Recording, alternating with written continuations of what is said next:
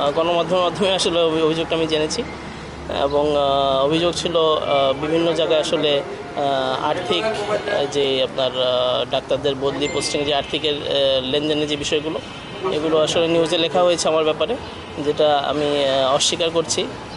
এবং আরও লেখা হয়েছিল যে আমি রাশিয়া থেকে 5 আগস্টের পরে এসেছি, তো আমার পাসপোর্টে তো সিল আছে যখন কেউ ইমিগ্রেশন ক্রস করে। তো আমি রাশিয়া থেকে বাংলাদেশে এসেছি দীর্ঘ 9 বছর পরে 2024 সালের 29শে জানুয়ারিতে।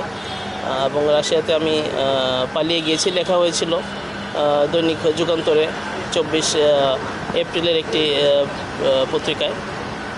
তো সেখানেও লেখা হয়েছিল যে আমি আসলে রাশিয়াতে পালিয়ে গিয়েছি। তো রাশিয়াতে আমার যাওয়ার কারণ ছিল যে খোকন চন্দ্র বর্মন আন্দোলনে একজন আহত যোদ্ধা, আপনারা সবাই জানেন, তার মুখে রিকনস্ট্রাকশন সার্জারির জন্য আমি রাশিয়ায় যাই তাকে নিয়ে, এবং তার অপারেশনের প্রথম ধাপটা আমরা সেখানে সম্পন্ন করি এবং এরপরে 7 মে আমরা খোকনকে নিয়ে বাংলাদেশে ফিরে আসি।